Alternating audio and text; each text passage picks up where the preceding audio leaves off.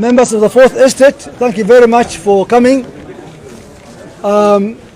This was a very important forum this morning where we came together both as the national government, represented very well by the county commissioner and the national security team, the county government, a number of major NGOs and donor institutions, and even private commercial institutions were also very well represented. We basically discussed a lot on how to continue dealing with the grave circumstances that we are facing as a country, or as a county rather, with regard to the ongoing El Nino rains and floods. What we have come to be told, or rather to understand this morning, is that we are indeed in dire situations. About 30,000 households have been confirmed are affected in our county, particularly outside Garissa. Garissa, the number of households affected about 4,600, but the rest of the families affected are in the far-fetched corners in the sub-counties. There are about 21,000 families or so affected, largely in those very remote parts of the county.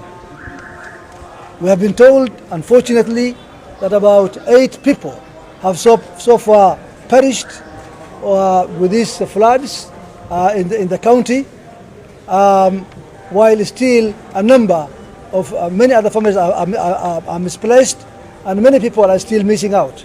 So we have decided, having listened to the many NGOs and donor institutions who are working with us, obviously I do appreciate that a lot is being done by a number of good institutions, and indeed by all, including or starting with Red Cross, WFP, WHO, UNICEF, and of course all the other also smaller NGOs are all working in one way or another towards mitigating the circumstances that we are going through.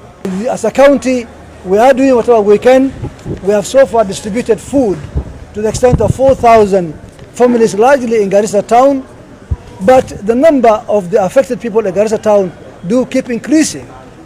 Today, as we speak, we have 18 IDP centers in Garissa town as people continue fleeing away from the flooded areas, and the numbers continue increasing. Finally, a very disturbing issue also was raised: the issue of businessmen and traders, very irresponsible traders who are benefiting or who want to benefit from these circumstances by hoarding whatever food is available in the county or in the shops or in their stores, so that they can raise the prices and make super profits. We are calling upon those people not to do that, to desist from doing that, because it's inhuman, it's irresponsible, it's not being heroic at all, and for that matter, it's not even religious. It's very irreligious way of handling a situation like this one. Nevertheless, I've also given a direction that any trader, whether big or small, who is seen to be engaging in such a practice, we are going to cancel their license. We will go after them one by one, and we are going to cancel their licenses so that they do not do any business in Garissa County.